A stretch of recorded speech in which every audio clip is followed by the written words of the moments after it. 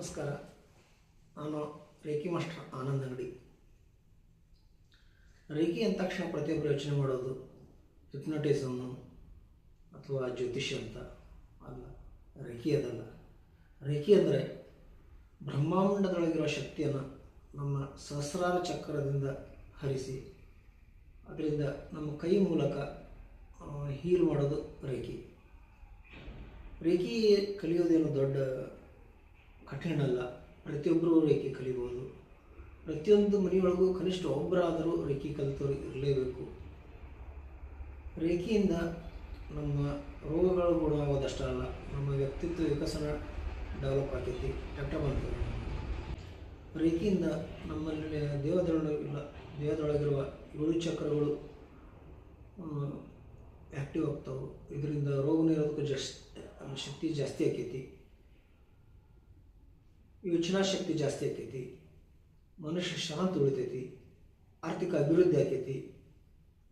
ಒಂದು ಮನೆಯೊಳಗೆ ಒಬ್ಬ ರೇಖಿ ಮಾಡೋದ್ರಿಂದ ಅವನ ಫ್ಯಾಮ್ಲಿಗೂ ಅದರ ಪರಿಣಾಮ ತಡ್ತೈತಿ.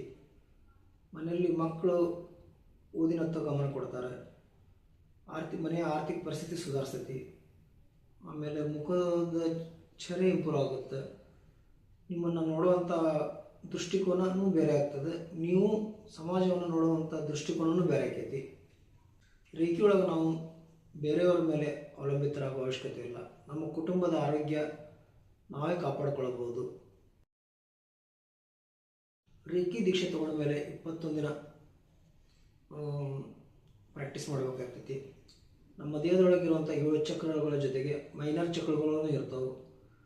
ಒಟ್ಟು ದೇಹದಲ್ಲಿ 26 ಪಾಯಿಂಟ್ ಇರ್ತಾವೆ. ಆ ಪಾಯಿಂಟಿಗೆ ನಾವು ದಿನಾನು 3 ನಿಮಿಷ ಹೀಲಿಂಗ್ ಮಾಡ್ಕೋಬೇಕು.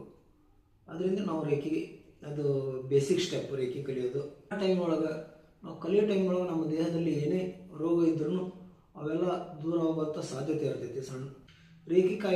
ರೇಖಿ ಶಕ್ತಿ ನಮಗೆ ಎಲ್ಲ ಕಾಯಿಲೆಗಳ ವಿರುದ್ಧ ಹೋರಾಡುವಂಥ ಪ್ರತಿರೋಧಕ ಶಕ್ತಿ ಕೊಡ್ತೈತಿ. ನಮ್ಮ ಕುಟುಂಬದ ವೈದ್ಯಕೀಯ ಖರ್ಚು ಬಹಳಷ್ಟು ಕಡಿಮೆ ಆಗ್ತೈತಿ.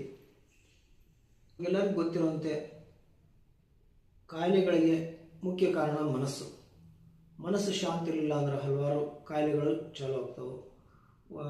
ಕೆಲ ಆಫೀಸಲ್ಲಿ ಒತ್ತಡ, ಮನೆಯಲ್ಲಿ ಒತ್ತಡ ಮತ್ತು ಬೇರೆ ಬೇರೆ ಏನೇನೋ ಒತ್ತಡಗಳಿಂದಾಗಿ ಮನಸ್ಸು ಹಲವಾರು ರೀತಿ ಚಿಂತೆ ಮಾಡ್ತೈತಿ. ಮನಸ್ಸು ಶಾಂತಿ ಇರಲಾರ್ದಂಗೆ ಆಗ್ತೈತಿ. ಮನಸ್ಸು ಶಾಂತಿ ಇರಬೇಕಂದ್ರೆ ನಾವು ಧ್ಯಾನ, ವ್ಯಾಯಾಮ, ಯೋಗ ಏನೇನೋ ಮಾಡ್ತೀವಿ.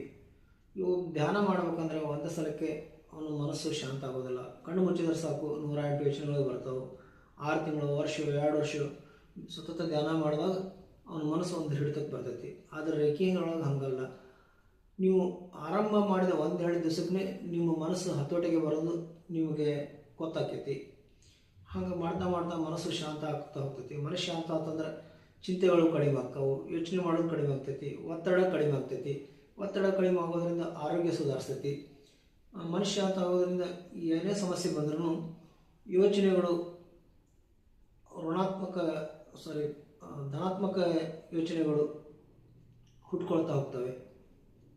ಆತ್ಮಶಕ್ತಿ, ಧೈರ್ಯ ಬೆಳೀತಾ ಹೋಗ್ತೈತಿ. ನಾವು ಇನ್ನೊಬ್ಬರ ಜೊತೆ ಯಾವ ರೀತಿ ವ್ಯವಹರಿಸಬೇಕು ಅನ್ನೋದನ್ನು ನಮಗೆ ಗೊತ್ತಾಗ್ತೈತಿ. ನಾವು ಇಲ್ಲಿಂದ ಯಾವುದೇ ದೂರದಲ್ಲಿದ್ದರೂ ನಾವು ಇಲ್ಲೇ ಕುಂತೂ ಆ ವ್ಯಕ್ತಿಗೆ ರೇಖಿ ಮಾಡ್ಬೋದು. ನಾವು ಕುಡಿಯುವ ನೀರನ್ನು ಚಾರ್ಜ್ ಮಾಡಿ ಕುಡಿಬೋದು. ಇದರಿಂದ ಆರೋಗ್ಯ ಸುಧಾರಿಸ್ತೈತಿ. ಎಷ್ಟೋ ಈಗ ನೀರು ಎಲ್ಲ ಕಲ್ಮಶವಾಗಿರ್ತೈತಿ, ಅದನ್ನು ಚಾರ್ಜ್ ಮಾಡೋದ್ರಿಂದ ನೀರು ಸುಧಾರಿಸ್ತೈತಿ.